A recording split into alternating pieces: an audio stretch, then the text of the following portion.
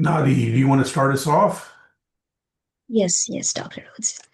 A very good evening to everybody joining us from Sri Lanka. So, welcome to the webinar on the Cell and Molecular Biology graduate program at the University of Arkansas. So, thank you for joining us. And to start off, I'd like to invite Dr. Rhodes, the program director for Cell and Molecular Biology, as well as Dr. Adnan Al Rubai, the associate director for the Cell and Molecular Biology program, to give an introduction to the university and to the program. Thank you, Nadi. Dr. Al-Rubaii, you want to introduce yourself? Yes, Dr. Rhodes. Adnan Arabay, I'm Assistant Professor of Poultry Science and Associate Director of Cell and Molecular Biology Program, and I've been at the University of Arkansas for 17 years, including 5 years as a doctoral student for Dr. Douglas Rhodes. Thank you. I'm Douglas Rhodes. I've been at the University of Arkansas for now, I'm in my 36th year with the university. I'm fortunate to have partnered with some other people to create the Cell and Molecular Biology program as a graduate program, interdisciplinary graduate program at the University of Arkansas back in 2000. Uh, we thank you for your interest in this program. Dr. Al-Rubaie and I have partnered on this to grow it into one of the largest PhD programs at the University of Arkansas. And we are very proud of our international outreach. And that's one of the reasons for us wanting to meet with people from Sri Lanka to see whether our program or the University of Arkansas is a good fit. We are going to record this and we'll make the link available. I think I put it up on YouTube last time. And so with that, what our plan is to introduce the University of Arkansas and the details about the cell and molecular biology program, then come back and have testimonials from some of the Sri Lankan students that are in the program now, and then open it up for Q&A. At any point during this, if you have questions, feel free to put them in chat, and we will try and deal with those also at the very end. So with that, let me start the slideshow. And where'd my Zoom box go?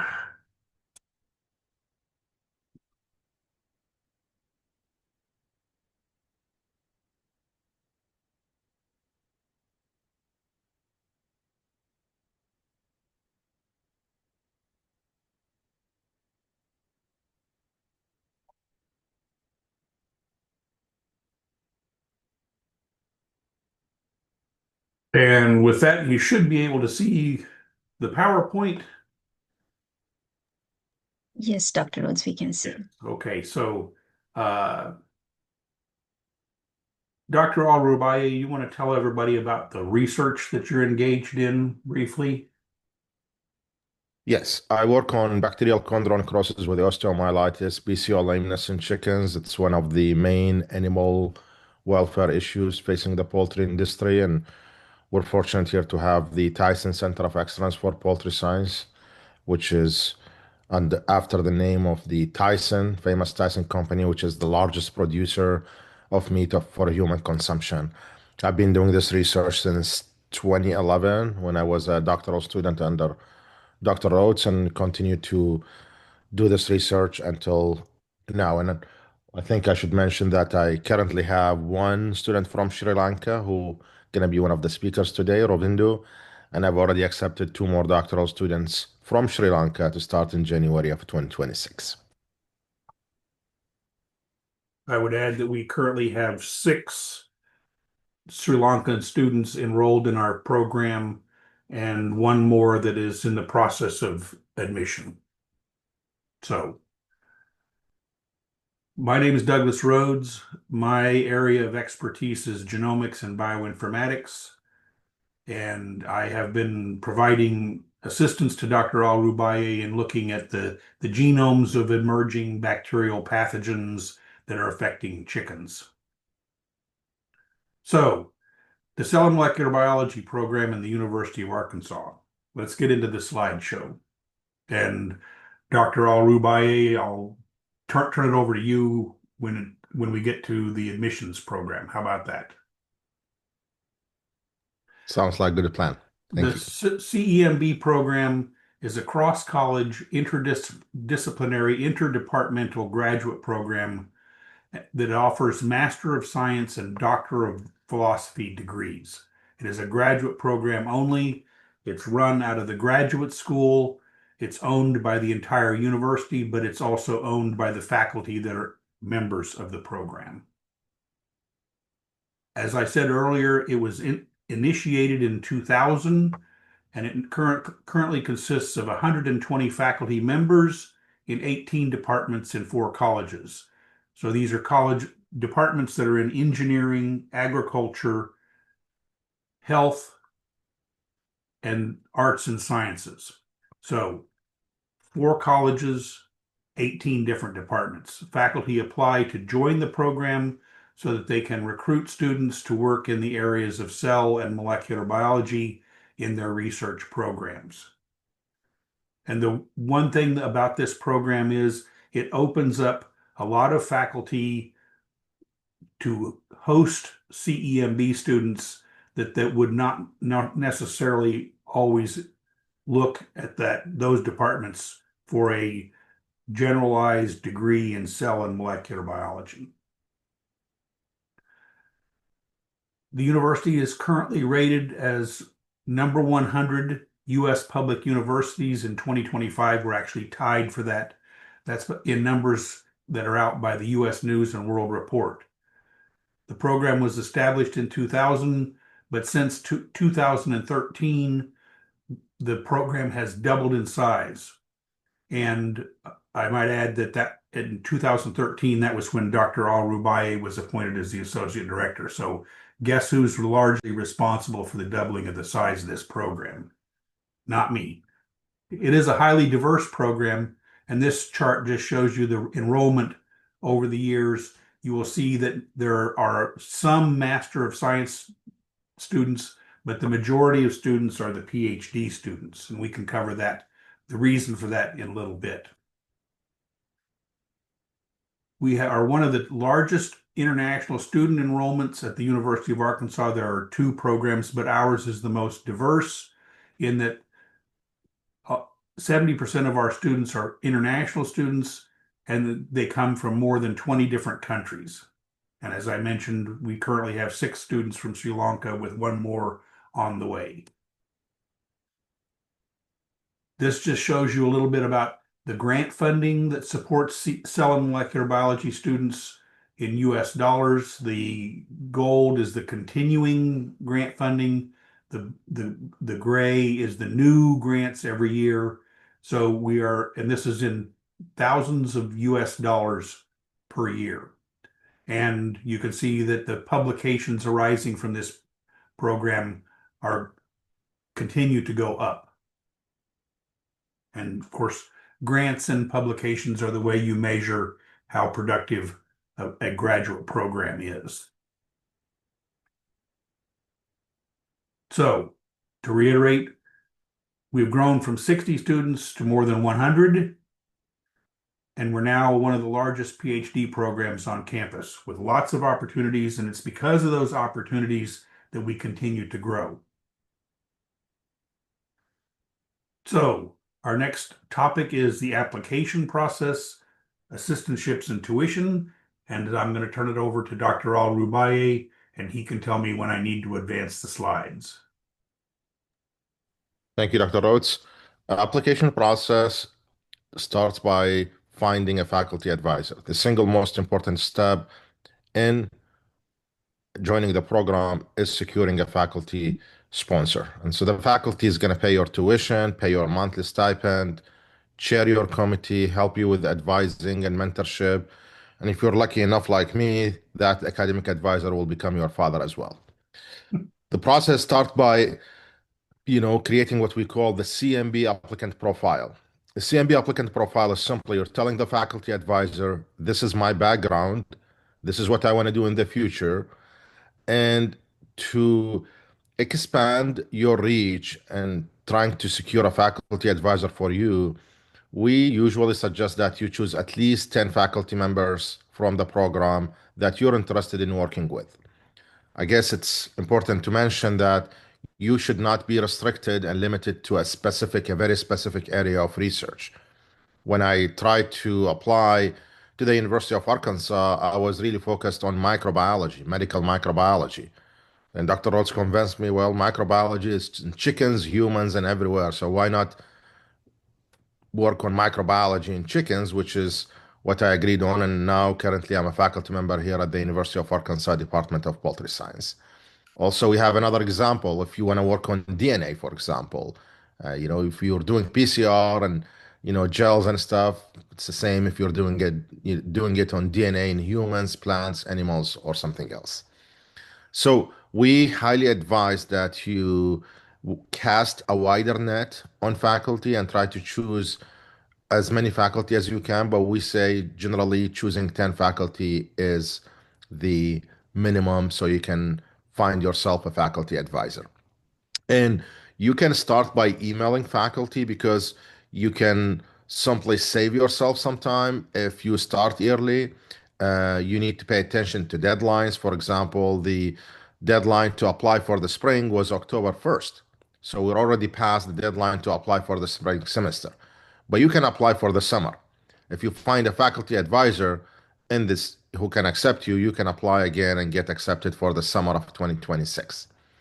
The other thing is students usually email faculty. In fact, I woke up today on 4 emails from students wanting to join my lab.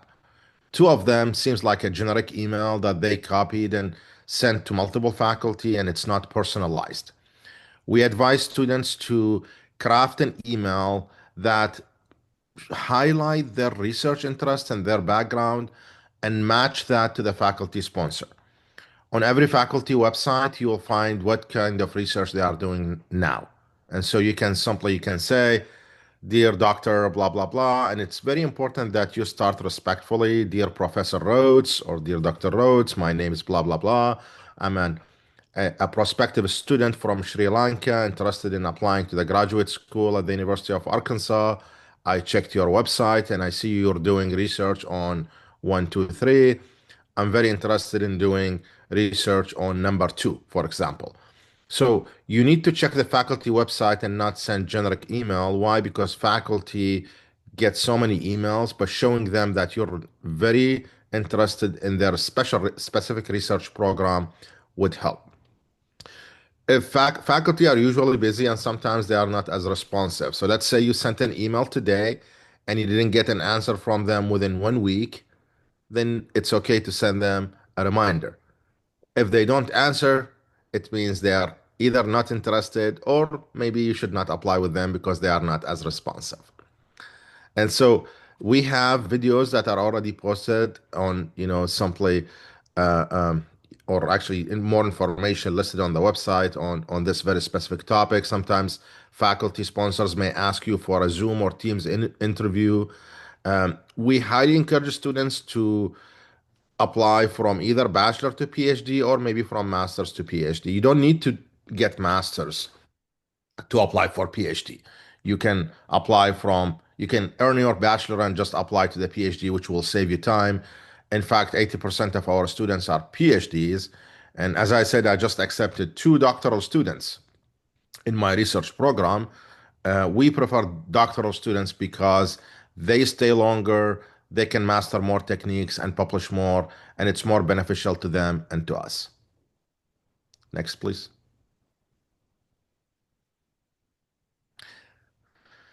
So, as I said, faculty advisors, they help pay your tuition, help pay you monthly stipend, and in certain cases, if you cannot pay the application fee because of one reason or the other reason, then they can help you pay that tuition fee. Faculty have what we call RIF accounts. They're on accounts through the university, but it has money that for the most part, unrestricted that we can use to pay for students' application fees. Faculty also direct students' research, of course, chair their advisory committee, provide them with support. And again, if you are lucky enough, that same advisor may be your mentor as well, and you get to enjoy their advice and their guidance for the rest of your life. Next, please. So, as I mentioned earlier, basically, joining a doctoral program or even a master's program is all about learning techniques. And you can learn that same technique on how to extract DNA or do whole genome sequencing on a bacteria that infect chickens, humans, plants, or anything else. So master that specific area of expertise. We're lucky that we have around 120 faculty in the program, and faculty means advisors. I know some countries call faculty like college, but when we say faculty, we mean professors, advisors. And so we have a wide range of faculty advisors in the program and diverse area of expertise and research from molecules, microscopes, machine, genetics, genomics. And so if you go to the website, which is simplecell.uar.edu, and go to research faculty and start clicking on faculty's names, it will show you exactly what they are doing, and you can start creating your list of 10 faculty that you can add to your applicant profile. Next, please. And so there are different types of assistantships. The students I accepted in January, in fact, I accepted three students, one from Nepal, two from Sri Lanka. One of them will be on a teaching assistantship in the Department of Biological Sciences. We do have assistantships available, uh, through which students will be teaching and getting paid, and their tuition will be paid. It's going to give you a good experience in teaching.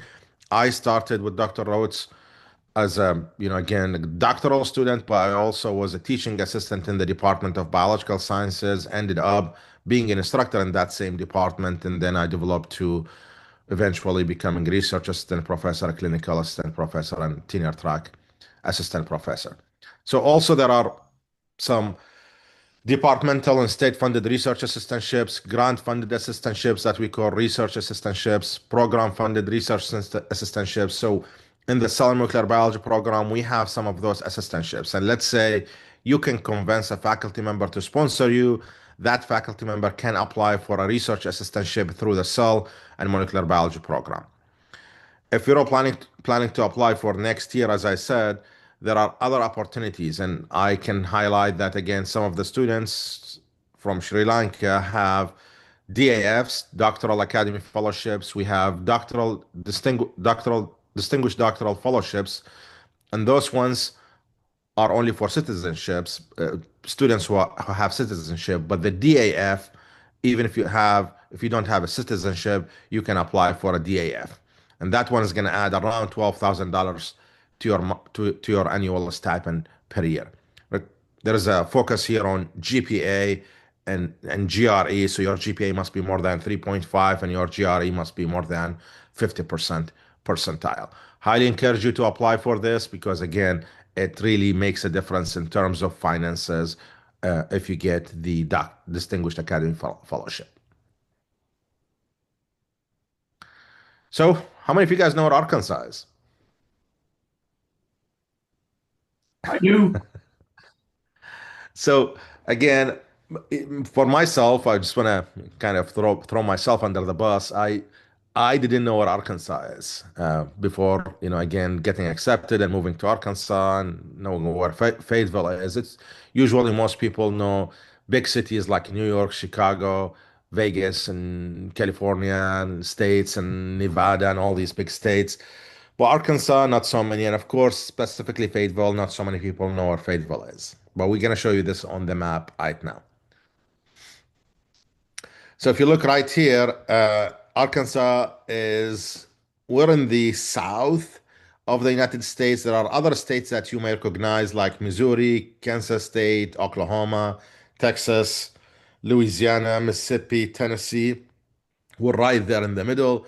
And the University of Arkansas is located in the northwest part of the state of Arkansas.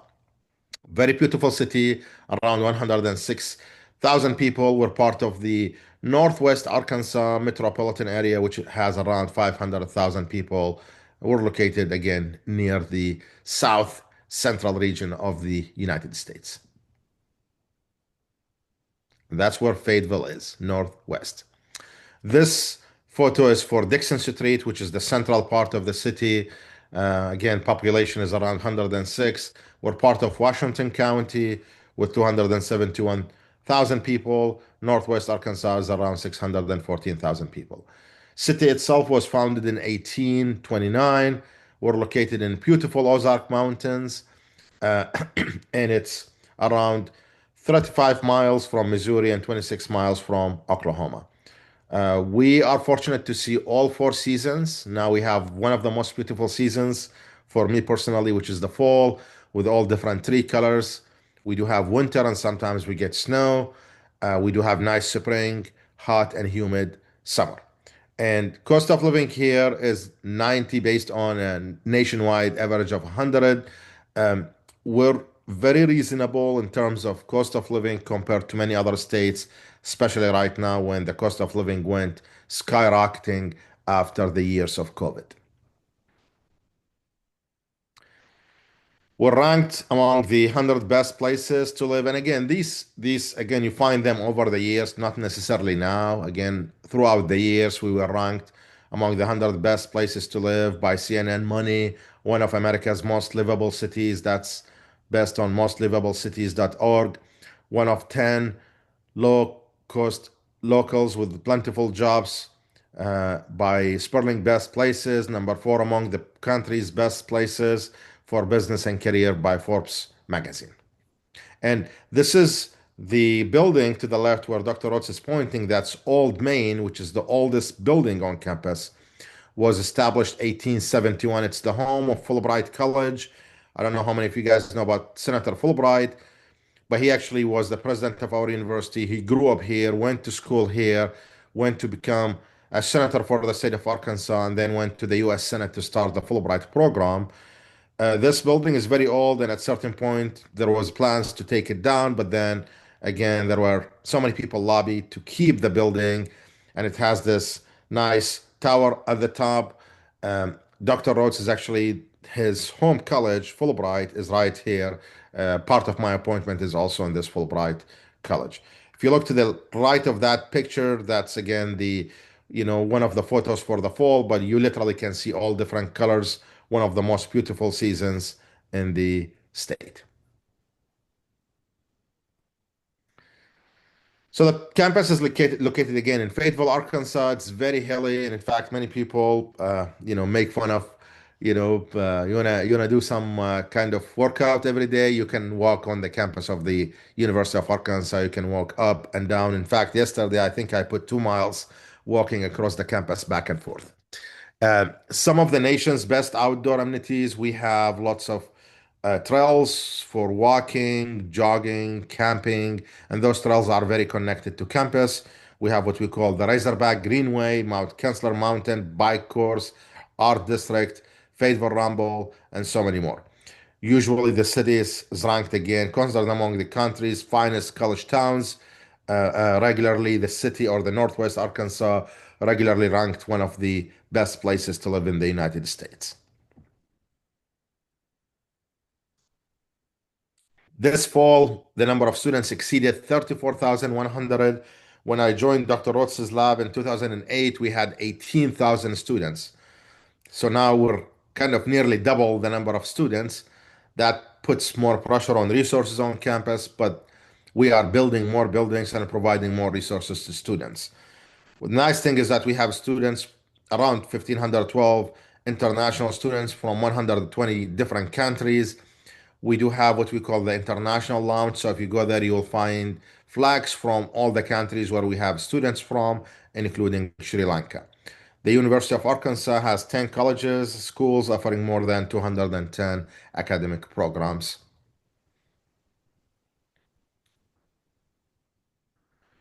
So again, we're consistently, and I think this is what Dr. Rose started with, we're tied for number 100 public research universities in the United States. There is a classification called Carnegie, which is established by the Carnegie Foundation for highest research ratings. And I know Dr. Rhodes already touched on this, but the success of any university here in the United States depends on two factors: how much money we bring and how many publications, of course, we publish. And so Carnegie classification puts the University of Arkansas as a top 2% research institution. We're ranked fifth best value city by Kiplinger. U.S. News and World Report ranked Fayetteville 75 best town to live for 2025. Nice thing is about the University of Arkansas is we have three very big companies in our backyard, namely Tyson, which is the largest producer of meat for human consumption, Walmart, which is the largest retailer in the world with so many supermarkets all across the world, and JB Hunt, which is the largest trucking company. Those companies keep providing money to the university, including a big endowment that was given by Walmart to the University of Arkansas to establish the Walton College and also to give money to graduate students to go to conferences. I know some of the graduate students on this call already went to conferences. You can go to one conference per year for the duration of your study. Our endowment at the University of Arkansas is around $1 billion. The graduate school endowment that I just mentioned is $100 million, which is used for graduate student stipends. If you remember, I mentioned the DAF program, DDF programs, part of those, again, part of this endowment, graduate stipends, funding graduate students travel. I think the number went now to $1,500, correct, Dr. Rhodes? So all these again are advantages. Not so many universities gives money to students to go to conferences. Again, I'll use myself as example. I went to 5 conferences with Dr. Rhodes when I was a graduate student. So you get to go to those conferences, build connections, publish your research, learn how to talk and defend your research in big conferences, and meet with faculty, other faculty and students from across the United States and international faculty and students as well. The campus is very affordable. We do have what we call the iFriend program, which can connect. So don't be scared or afraid. I think one of the best communities for graduate students is actually the Sri Lankan ones. They are very connected, very helpful. And again, the 2 graduate students who helped us organize are again at the top of the list by being very helpful, very kind, very supportive. Again, I accepted the 2 graduate students for January. The first thing I told them was talk with Rovindo. He's going to help you with finding an apartment and navigate your way. And despite the fact that we keep our graduate students busy, they always find time to help other and fellow graduate students. So kudos to them, and thank you so very much to all of our outstanding Sri Lankan students in the program. One other thing that you should be looking forward to is that we provide free transportation throughout the city, not only to students, but to their families and to everyone living in the city. The university bought buses, pays for drivers, and then there are buses that takes you everywhere in the city through what we call the Razorback Transit System. We have greater than 40 kilometers of hiking and biking trails that are connected to campus.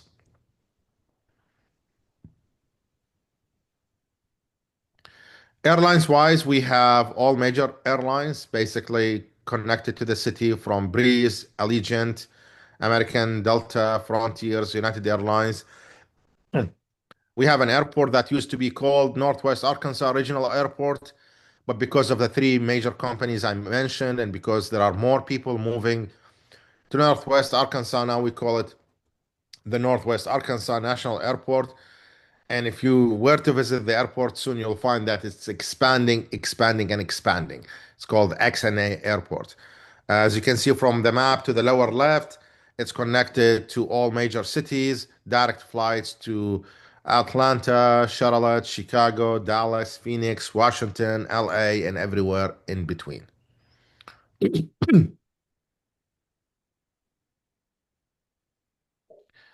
can see this is, in fact, the highway between Fayetteville, Arkansas, and Little Rock.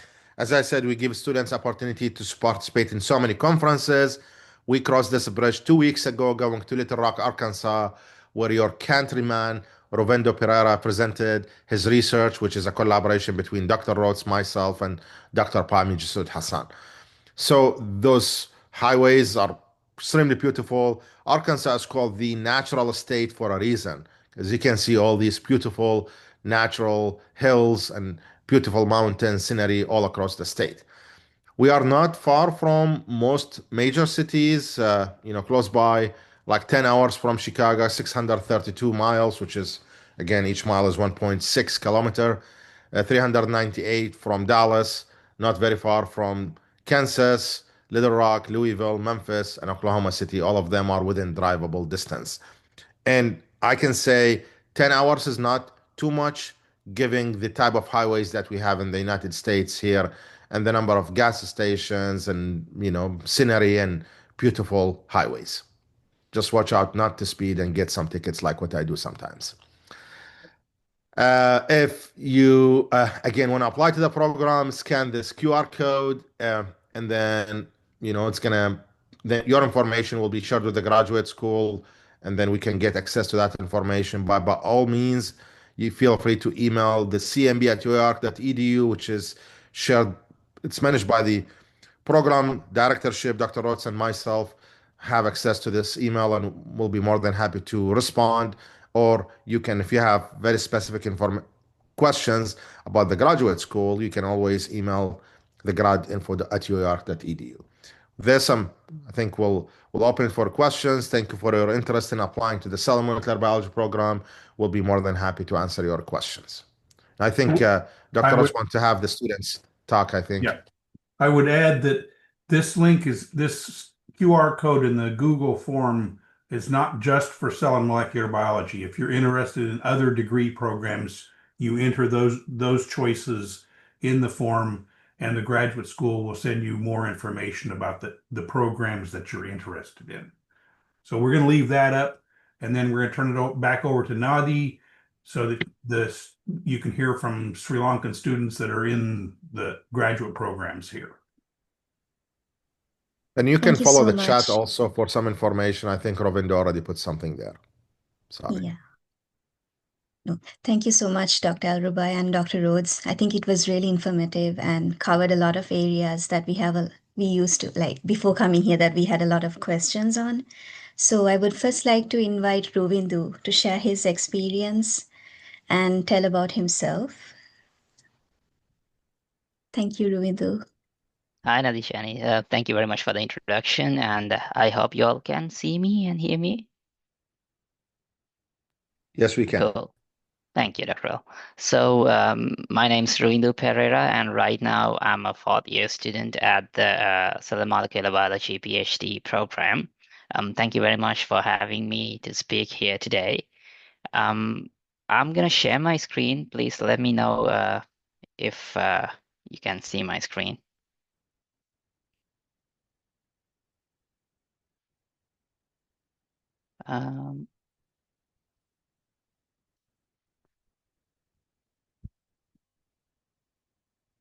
Is it visible to you all? Yes. Thank you very much, Dr. L. Let me get rid of my floating controls here. Okay, there we go. So, as I said before, my name is Rida Pereira, and I started here in the spring semester of 2022, which makes me a fourth-year PhD candidate right now. And as Dr. Al-Rubai mentioned earlier, he had one great father, but I was fortunate enough to have two great fathers for me here in the program. So I was enrolled as a graduate research assistant, and I'm co-advised by Dr. Adnan Al-Rubai, who spoke to you minutes ago. And I had to mention that he received the New Investigator Award at the Arkansas Biosciences Institute, the conference which he mentioned that we went to Little Rock recently. So hats off to Dr. Al-Rubai. And also my other advisor is Dr. Pami Jesudasan. Both of them are stationed at the Department of Poultry Science, which makes it my home department as well. So moving on. Whoops. Okay, there we go. So when I enrolled here, through the help of Dr. Rhodes, my two advisors, and the recommendations I had from my home university, University of Ruhana, and also through the recommendation of I have to mention this honorable mention of Dr. Raghupati Kannan. He is a faculty member at the University of Arkansas Fort Smith branch. He came to my university as a Fulbright scholar, working as a guest lecturer. And it was through him I got to know about the University of Arkansas. I just heard the name Arkansas and Fayetteville from him actually. And I ended up applying to the program. He coordinated my application with Dr. Rhodes and Dr. Al-Rubai. So that's how I got into the program. And I was introduced to the Doctoral Academy Fellowship, which Dr. Adnan mentioned. And I was fortunate enough to receive it. Even Nadishani, who will be speaking to you next, is funded by this awesome merit. So moving on, two great things I'm proud about is that I was able to serve as a co-investigator in a $50,000 grant, which we got for my research here, which is on developing a vaccine against lameness in broiler chickens. And also, our vaccine has been considered for a provisional patent as well. And another highlight of my career would be that I passed the candidacy exam last year, which makes me an official candidate in the cell molecular biology program. So a snapshot of my other achievements would be, of course, through the guidance and advice of my advisors, and thanks to the collaborations I have with so many research labs here, including Dr. Rhodes' lab and several other labs. I was able to present my research at various national and international level conferences here, receive awards, and earlier this year actually, I was considered as a National Scholar of the University of Arkansas for 2024 through 25. And I'm proud to say that our research has led to several publications from the time I came up until now. And here you can see snapshots of some projects which I was closely involved with. So moving on from the academic jargon, I'm someone who really loves to engage in cross-cultural interchanges. So I have to mention that we have something called the International Culture Team in the University of Arkansas, which is really helpful in these things. So here are pictures of two occasions where we represented Sri Lanka to the rest of the world. And last year, we also formed the Sri Lankan Student Association. And I won't speak much about this, but this would be our most recent and arguably the largest event which we held. We simulated the experience of a single and Hindu New Year festival here at the University of Arkansas. Nadishani will talk to you all more about it. And then moving on, Arkansas is a great state to live in, and Fayetteville is a great city. So I got so many first-time ever experiences here, like laser tag, which you can see here, kayaking, rock climbing. So the gentleman on the photo of the right corner, bottom right corner, is my iFriend. So I remember Dr. Arubai earlier mentioned about the iFriend program here, which means after you come here, there are two branches of it. You can have enter it as you want a campus cousin, which will get you in contact with a local student in Arkansas or an American student for that matter for one semester. But if you go with friendship family, you will be put in contact with an American family for one whole year. So I went with the friendship family program where I was friends with that gentleman with me, John Matthews, and his wife, Keaton Matthews, for one year. We had so many fun experiences together.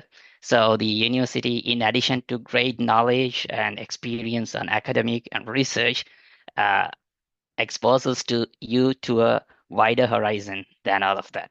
So that brings me to the end of my presentation. I hope it interested at least some of you to apply here and uh, open yourself to opportunities, grow more. At the same time, I would say Arkansas is a nice state where you can have fun and enjoy yourself while growing exponentially. So that is one of the best deals you can ever find. So if you have any questions for me, I'm more than happy to answer. Uh, so thank you very much. Thank you very much, Ruindu. We are also proud of you.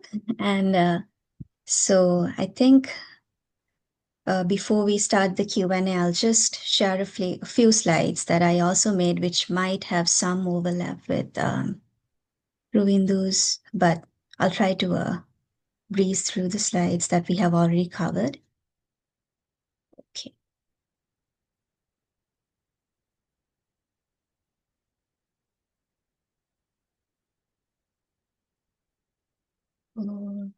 Can you see my screen? Yes, Nadi, we can see your screen. Okay. All right. So to introduce myself, I'm Nadishani Ekanayaka, and I'm an alumnus of the University of Colombo, the Department of Zoology and Environmental Science. And right now, I'm also a fourth year. I just started my fourth year because I joined in fall 2022. So I just started the fourth year of my PhD. So I like to give just a view of the timeline because I think it's helpful to anybody who is hoping to apply because I keep getting a lot of questions of when should I start doing this. So so I was part of the batch that was affected with the COVID situation. So our graduation was a little delayed, and we got the final results by July 2021, which meant I had my final transcript.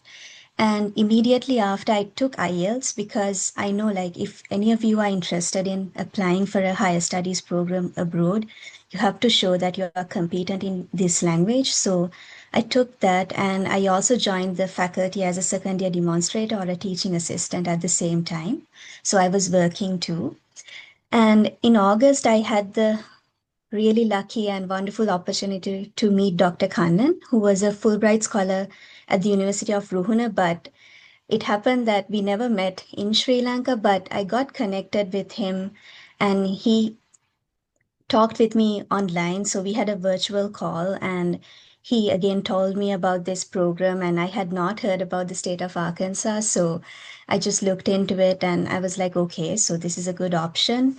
And in September, I actively started looking into what the program requirements are and also make a list of like, other universities and programs that I can apply to. And during October to November, because I met the other requirements that satisfied being able to apply for the doctoral academy fellowship, that information is also there in the website. So I decided that I'll do the GRE and I started preparing for that. So I roughly did like, I guess proper preparation would have been maybe 2 to 3 weeks, but I did start off early and slowly familiarize myself with the vocabulary, the qualitative part. So there are two parts of the exam which requires some practice. So I did that, and in December, I believe the third or the first, I took the GRE exam. And I also took TOEFL because one of the universities that I had applied for asked for it. So that's a choice. Usually, just one English language English test is sufficient. And I also submitted my CEMB application and three other applications. And during the same week, I wrote to faculty members. So in January 2022, altogether, I was only able to apply to 4 universities, and I got 3 rejection letters the first month. And in February, I was fortunate to hear back from the University of Arkansas that I got accepted into the CEMB program. And by March, I got the notification that I was awarded the Doctoral Academy Fellowship. And with that, there's a particular document that we need from the university to apply for a F1 visa interview, which is known as the I-20. And that has, so I keep getting questions about how do you decide that you have enough money to apply or like live here. So that's the document which tells you a rough estimate, which is usually an overestimate of how much expenses you are going to have against your income. So that document was, I received that during the month of March, late March, I think. So I applied for a visa interview slot and faced it in April, I think 18th. And then I got the decision within a week that I got visa. So by August, I had a relatively smooth process. Like everything happened not in a rush, but with ample time. So in August, I arrived in Fayetteville, and it is one of my favorite places so far. And in December 2024, I faced my candidacy exam and passed it. So right now, there's one more to go. And currently, I'm a teaching assistant for the cell biology lab here. So that's how I get my salary. And I'm also a fourth-year PhD candidate, and I help with research in my lab. So I have the stipend as well as the fellowship. And I wanted to talk a little bit about the Sri Lankan students at the University of Arkansas. So we have a total of 16 students, actually 17, but one was born here and she just joined the Department of Geography here. But other than that, there are 16 of us who came from Sri Lanka and started our PhDs here. And here I have just given a list of their former universities because I know there are few students who are joining from different universities today. So we have students from KDU, the University of Peradeniya, Ruhuna, and the University of Moratuwa, University of Kelaniya, as well as the Sabaragamu University. And all of us have done our bachelor's in different diverse areas and doing PhDs. For some, they are directly linked to what their bachelor's degree was, but some have changed fields. So, and there are 8 of us currently in the cell and molecular biology program. So, Ruindu and myself, as well as Sonali, Asinsa, Mavini, Prabha, Isini, and Oshadi. And Oshadi and myself, we are from the University of Colombo from the IIMB program. And we also have the majority of us are from the biological sciences side, zoology, botany, chemistry, and medical laboratory sciences. So a big diversity even among us. And based on our supervisors, we belong to different departments within the CEMB program. And last year, like Ravinder mentioned, we formed a registered student organization here at the University of Arkansas because we kept growing in numbers, and I hope that will keep happening. So we have a Sri Lankan Student Association, and we are on Instagram and Facebook.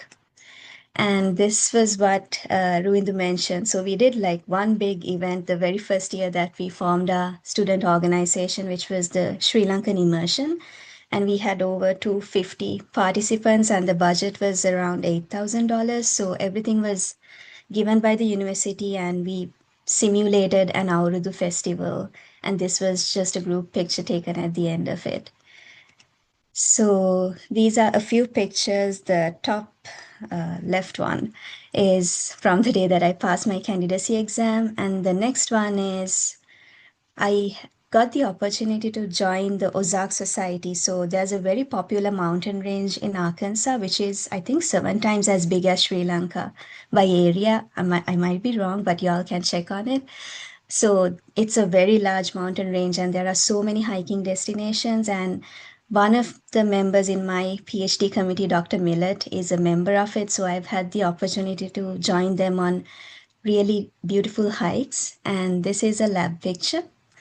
And here is a picture from an award that I got for my involvement with the international culture team. And this was the time that I got to present my research. And my lab my research is involved with studying mitochondrial diseases using stem cell models. And I had zero experience. I had to learn it from scratch after coming here. And I was able to do a poster presentation at the United Mitochondrial Disease Foundation, symposium which happens every year. And this last picture has Dr. Kannan in it. So it was a Thanksgiving, I think, and he visited us. So this is the professor who told us about the CEMB program, like we are doing for you today. So with that, I'd like to wish all of you all the best and thank everybody for joining and wrap up for the Q&A session. And I do have some questions that were sent to me, Dr. Rhodes and Dr. Alrubai. Should we start off with them or? Absolutely. Okay. So the very first question that I got, I know some of this was already covered by both of you, but I'll just, maybe I'll share my screen again. So I saw this question. I think I saw Dr. Rose answering this, but the very first question was, is it advisable or expected to contact potential supervisors before submitting the PhD application?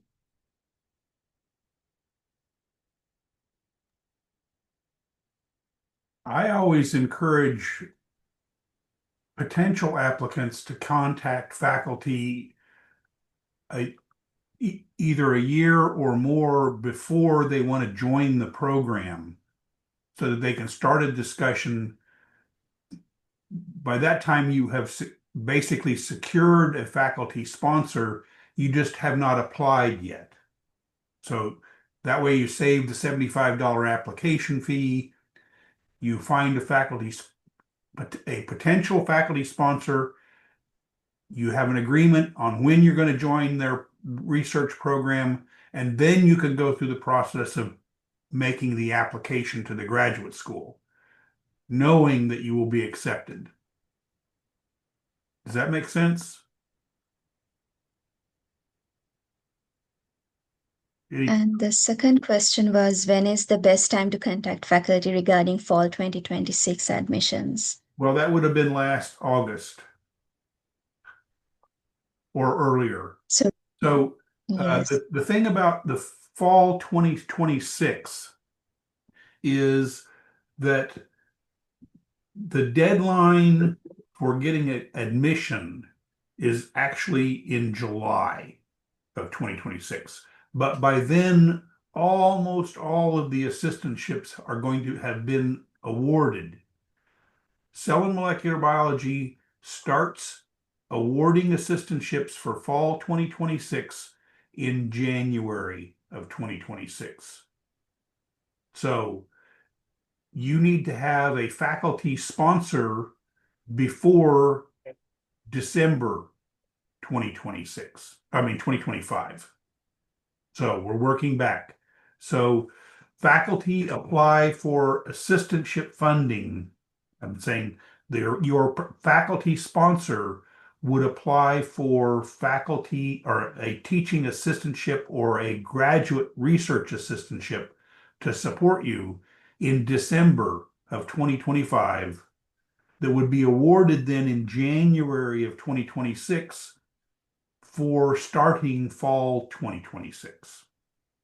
So we're 9 months ahead of schedule in that regard because we need to secure the money to pay for you so that you can get your visa and come here.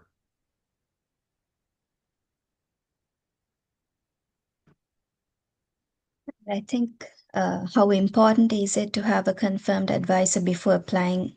I think Dr. Rhodes kind of covered it. And it saves you money I by think getting a sponsor first.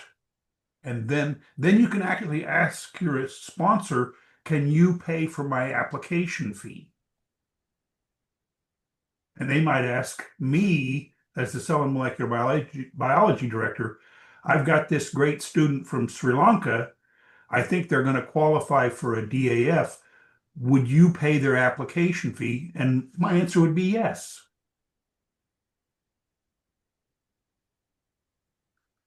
And the next question was, do applicants apply directly to the department or to the research group? No, technically your application is to the graduate school at the University of Arkansas. They handle all of that paperwork. There is an online application portal. The links are there on our website. You can find those very easily. And that's where you submit your copies of your transcripts and the names and email addresses of references that will support your application. That's all paperwork that the graduate school requires. Cell and molecular biology, to be technical, is not a department. We are a graduate research or a graduate program only. So that's the way the system is set up here in the United States. Faculty are members of a department. That department is a member of a college. Separate from that, we have a graduate school which manages all of the graduate programs. And cell and molecular biology is a graduate program, so we are part of the graduate school. So the order should be contact faculty, find a sponsor, then worry about applying. Your application goes to the graduate school, which then shares it with the program, and the program would then approve an admission offer, and the official admission offer then would come from the graduate school. But the key thing is getting in touch with faculty and finding a sponsor. Once you have a sponsor, then the rest of it is just busy paperwork. And to add something to what Dr. Rhodes already mentioned, so first of all, like Dr. Rhodes mentioned, you have to have contacted a faculty advisor who's ready to sponsor for you. After that, it's just easy. You go to the main university website, scroll all the way to the bottom, and then there's a big link saying apply now. Just click on it and it's all straightforward. And yes, and I also wanted to mention that we kind of organized this in a rush because that way Dr. Rhodes was emphasizing on the timeline earlier also. So right now it's time for fall 2027 admissions, I think. So any of you who have freshly graduated, now is the time that you would start your background search and start doing the application process. And the fifth Quick question correction. was, Sorry, yeah. quick correction. It's a fall 2026. So that's already, I mean, in terms of starting now, am I correct, Dr. Rhodes? Yes, we are Now is the time. I am already admitting students for fall 2026.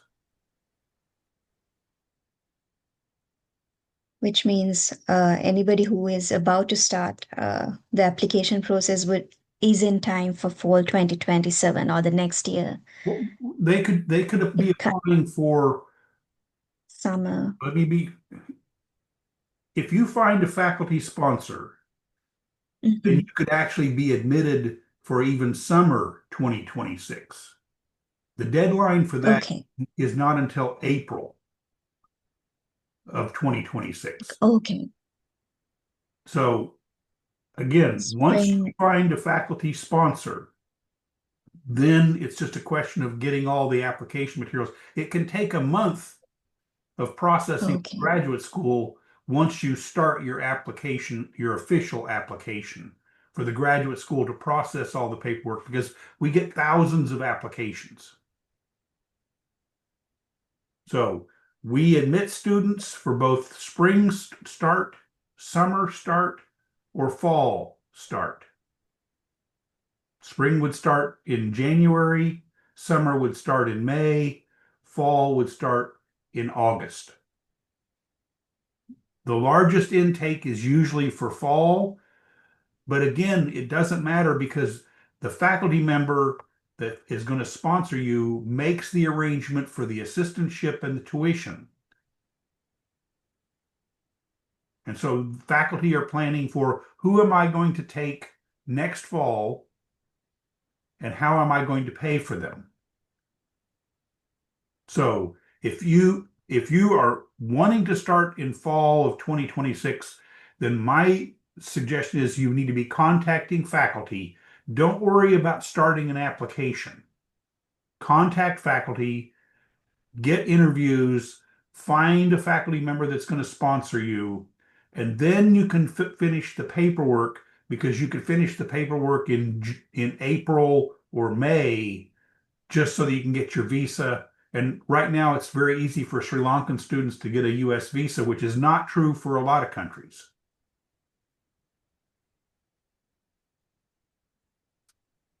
Hope I haven't been too confusing in that. I did put the QR. Sorry, yeah, I think I was also, yeah. But I think that clarifies. So right now it's the time to contact faculty and plan for fall 2026 admissions or spring 2027, I would say. And the fifth question was, are there specific things you look for in a statement of purpose or research statement? I guess as a I would faculty, yeah. say, of course, it doesn't matter what I find interesting. It's what the faculty member finds interesting. One of the things that you have to be careful about is being too specific about what you want to work on. You can't know how much experience you're going to get. You could choose to work on plants or bacteria or animals, insects. It doesn't really matter. You have to focus on the techniques that you're going to learn. I started off working in human pathogenic yeast for my master's degree, and then for my PhD, I started actually on potatoes and then switched to working on hamsters, meaning Chinese hamster cells, where I started learning how to do genomics. And then that morphed into working on human cells. Then when I started my faculty position, I went back to pathogenic yeast, but then got found out that there was so much that needed to be done in poultry because we process 1 billion chickens around Northwest Arkansas every year for shipping around the world for meat. And I started working on some chicken diseases. Dr. who was the person who was going to become Dr. Al-Rubaye joined my research program, and he started the program looking at bacterial chondronecrosis with osteomyelitis. And now that's pretty much everything he and I focus on. So I've gone through a lot of different organisms, and along the way, I also work on snakes and scorpions and birds of the Caribbean. I learned how to work with DNA and expanded that to RNA, and then working on whole genomes, and then using computers to analyze whole genomes. No way I could have predicted in 1981 where that was all going to lead. So you should be focused on where are you going to get the best training if you want to work on microbiology or in microscopes, genomics, proteomics, bioinformatics. What do you want to learn? And then you're going to learn those tools that you can then use the rest of your life as you follow whatever path that the world provides you. Don't come in saying, I want to work on cancer. Because you can learn how to work on the proteins that drive the cell cycle. You can work on those in plants and then immediately switch and start and for in your postdoc or faculty position to focusing on cancer. I want to work on stem cells. Well, maybe we don't have any openings to work on stem cells at the moment, but you could really work on animal cell culture, and you could do that with squids or octopi or corals. You're going to be learning the techniques that you can then apply to any organism you want. So be focused on what sorts of techniques you want to learn, and then find an organism where a faculty member can give you that experience. I also want to add up saying that if any of the final years here on are listening to this today, your research for your graduate studies, whether it's a master's or PhD, does not have to be based on what you're doing in your undergrad for your final year project or whatever of that sort. Like me, for an example, I finished a special degree in zoology, and my research focus at the time in my undergraduate was human cleft lip and palate syndrome. So when applying, I had this idea that I want to work something on maybe genetics or molecular biology related to humans. I never thought that I will be working on chickens, but after I got here, I got to learn a whole lot more about microbiology, about immunology, which I never thought that I would be able to learn back then. So all I'm trying to say is, like Dr. Rod said, keep your options open. Like you never know once you get here where it will lead you. And the horizon is much beyond which you can see right now. So always try to keep your options open and see where it will lead you. And just to add, I remember like whenever I was drafting my statement of purpose and research statements, I guess in terms of, I have also helped a few students like edit them, like in this year and last year's. So something that I would always advise is to like recheck, double check your spelling, grammar. So overall, like just in terms of doing a good presentation, because these faculty members don't get to see you until you come here. So be very careful about your language and how clear and simple like your language is. It doesn't have to be all sophisticated, but very direct and clear maybe.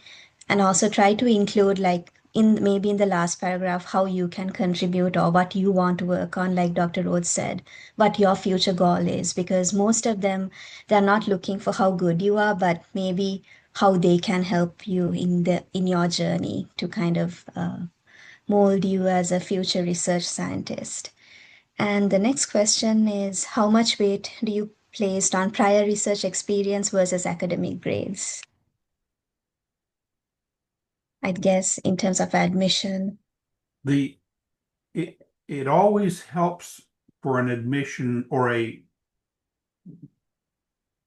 always helps when you have had some research experience, even if it's field and stream work. You have been doing undergraduate research, going out and doing biological surveys of insects in a stream. That shows that you have been interested in research and you are looking to expand your research portfolio.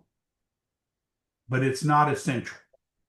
You can make up for that by just being a good student. We're more interested in what is your enthusiasm for research than what is your past experience.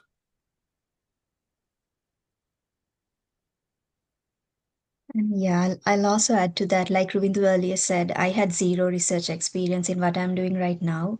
Like cell culturing wasn't something I learned back in my undergraduate degree, so it didn't really matter. And I also get like questions about whether we need publications or not. I guess it's really helpful to have one, but in my case, my undergraduate research got published last year, so I didn't have anything other than abstract presentations when I applied. So that's I just wanted to share how it was for me, and I'll move on to the next one. And just So adding on to what Nadi mentioned, I had no publications of any sort when I applied here. No abstracts, no research papers. So don't let that drag you down. When I was applying here, I never knew that at this point I could have multiple publications under me. So as long as you're a good fit to the lab, as long as your advisors can help you improve, that's all that they need. So the next question is, will an undergraduate with an interest in molecular biology but no prior basis in the subject in terms of coursework, I guess, will somebody like that fit in the CEMB program? I'm sorry, Nadi, could you repeat that? Yes, so Dr. Rose, like if a student doesn't have like any background to show that he or she has done coursework related to molecular biology but is interested in applying for CEMB, will that be a possibility or Very, would very, they very need to much have? so. We're mostly interested in whether you have had sufficient undergraduate coursework to support the graduate coursework that will give you the molecular biology training. So we're looking for, do you have mathematics? Do you have a good experience or numerous courses in biology and maybe some chemistry? A firm undergraduate background, because we're going to teach you and in and I would say you have to take 24 credit hours of coursework for a PhD in cell and molecular biology. But though you're going to learn more about cell and molecular biology in your research than you will sitting in a chair in a classroom. Because the PhD is making the transition from sitting there having other people teach you and more about you learning how to teach yourself.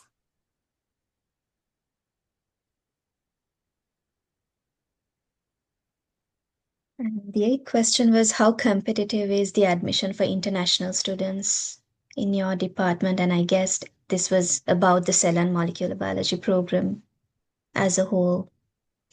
Well, we don't, amazingly enough, we don't get a lot of what we would call domestic applicants. About 80% of our applications are from internationals, and we're very proud of that. So 70% of the students in our program are international students. But it is very competitive because we get between 100 and 150 applications per year, and every year we only admit between 15 and 20. So about 10%. Then are GRE scores still required or recommended for fall 2026 admission? Well, I actually answered that in the chat. We do not require the GRE. The policy of the cell and molecular biology program is that the GRE is not informative for a student's ability to do research. It's a measure of how much you can how much you've retained from lecture courses, and not an indication of your research potential. Not only that, it is discriminatory against internationals, and it's very expensive. So since it tells us nothing and is only an impediment to applicants applying for the program, we were able to get rid of any requirement for the GRE. That's for cell and molecular biology. The only time the GRE is used is by the graduate school. If we nominate you for a fellowship, those fellowships are awarded by the graduate school. And in order to nominate you, the graduate school requires the GRE. So as you're contacting potential faculty sponsors, if you've got a GPA of more than 3.5 on a 4-point scale, then you need to make that clear, and they will then determine whether they want to nominate you for a fellowship. You don't apply for the fellowship. The program nominates you for the fellowship. And as part of that, you're going to have to submit GRE scores, because the graduate school, when they accepted the hunt with $100 million in their endowment, made a deal with the people who donated the money that they would use the GRE. They didn't ask us. Okay? So it's part of the contract. If you want to get one of those fellowships, that it would add $12,000 to $22,000 per year on top of your assistantship. So if you got an assistantship of $21,000 and you were awarded a DAF, then you would get an additional $12,000. So if my math is correct, that's $33,000 per year. In order to get that extra $12,000, you're going to have GRE scores, and they're going to have to be in the 50th percentile or higher for the written, verbal, and quantitative. Just the general exam, none of the specialized exams.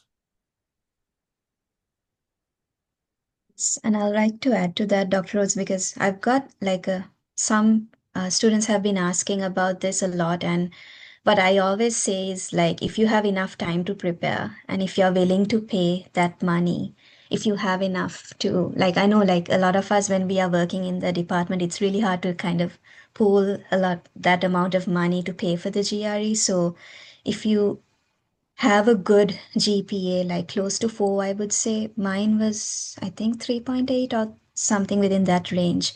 So if you have a first class honors degree, maybe, and if you have the time commitment, if you can make the time commitment to prepare for it, I would advise you to go for it. But at the end of the day, it's your call. So, yes. And then, can applicants apply without a master's degree if they have a strong research experience? You can apply if you don't have a master's degree, even if you have no undergraduate research experience. But I would encourage you as you contact faculty, you could say, I really want a PhD, but if you will only accept me if I get a master's degree, I'm willing to work on that. But typically, most faculty are not interested in taking on a master's student. If they're going to invest hundreds of thousands of dollars in you, and that's really what we're talking about, they're wanting a return on the investment. And so they're looking for, most faculty are looking for students interested in pursuing a PhD, and they would just as soon take you right out of a bachelor's degree or a master's degree.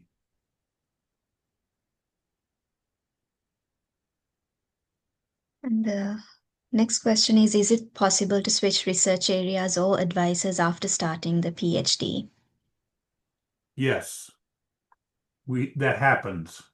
Sometimes the match of the student with the faculty member, their personalities are not the same, or the student finds that they are not that interested in what they're doing, and then they are allowed to contact other faculty and find a different sponsor. So we do have that happen. And then the 12th question, are all admitted PhD students fully funded? Is funding guaranteed for the entire duration of the PhD program? I wish it would be possible, but the thing is, we never want any student to leave the program because they don't have funding. We have numerous different sources for assistantships, whether it's teaching assistantships, CEMB funded assistantships, and so we work very hard. We've never had anybody that had to leave the program because their assistantship ran out. That's in 26 years. No, sorry. Yeah, 26 years. Okay? And I'll also like to add that sometimes I feel like maybe even I got clarity about this. So when we get an assistantship, like Dr. Rhodes mentioned, it's either a teaching assistantship or a research assistantship, meaning you either have to teach students, undergraduate students, or you have to help with the research that's happening in your lab. And it's expected that you would allocate your time and energy towards that. So there are various requirements based on which lab you're working for. So that's what covers your tuition, and that's how you get your stipend. And fellowship is something extra. So when whenever anybody gets a scholarship, that's what it means. So we have secured an assistantship, either as a teaching assistant or as a research assistant. And then the next question is, how do we know if the amount or the stipend is sufficient to cover the expenses before we go there? Actually, the graduate school sets minimum stipends based on what they know it takes to live in Fayetteville. So, and when you apply for a visa, there has to be a guarantee for the first year that we know that it's going to cover your living expenses and your schooling. That's part of the visa application paperwork. And I think Ruindu can also vouch for this, but I feel like even in the I-20, even Dr. Kannan mentioned this before coming here. So usually that amount is, I guess, an overestimate or the maximum possible most of the time. So sometimes for the visa interview, if there is a gap between your stipend and that amount that is estimated, you might have to show funds in a bank account, but usually it's not really required. After you come here, you don't spend as much, so you can save on it.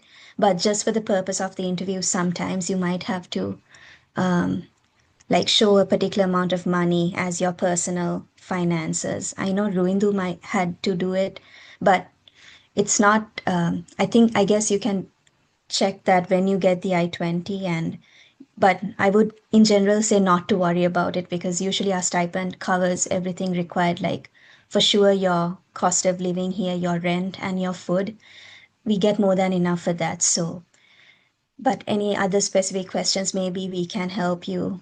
If you want to know more, we can talk in detail about it. Like you could reach out. I'll put my email. And I think that's all questions that I have right now from that I got from the students at the University of Colombo. And I'm just checking the chat to see whether there's more. I haven't seen. There's one question. Oh, go Yes, ahead. Dr. Rhodes. Go ahead. So there's one question asking, is it possible to apply with a second class upper degree and strong research experience, or should I wait? I wouldn't wait.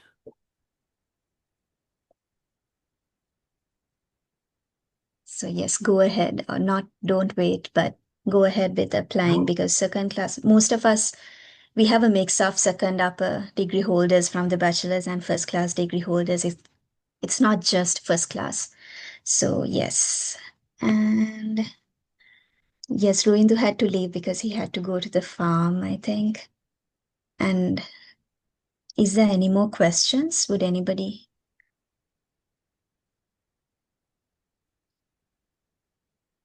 There was I No? did send a link in the chat about the accepted English language courses. I won't be able to list them all because we accept IELTS, TOEFL, Duolingo, and some others. And so there is a link in the chat, and that link is actually also available on the Cell and Molecular Biology website for what are the acceptable English language proficiency exams that the graduate school requires. We cannot waive those. Those are graduate school requirements.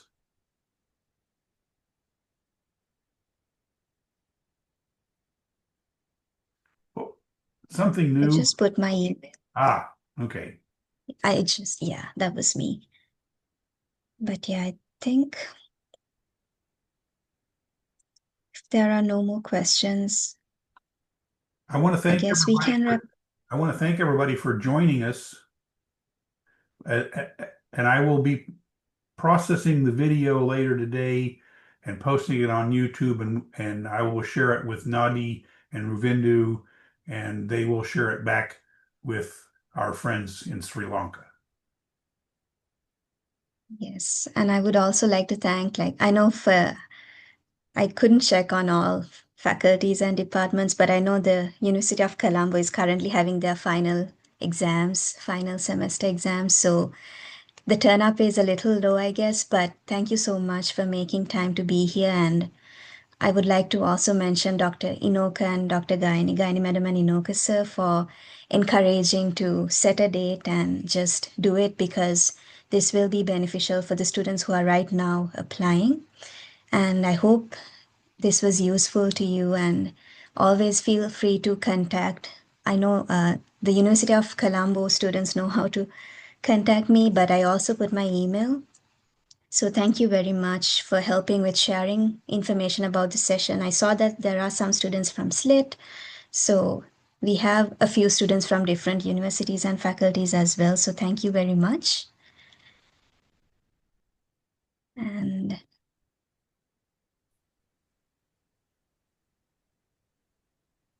Just double checking whether there are more questions. I think no.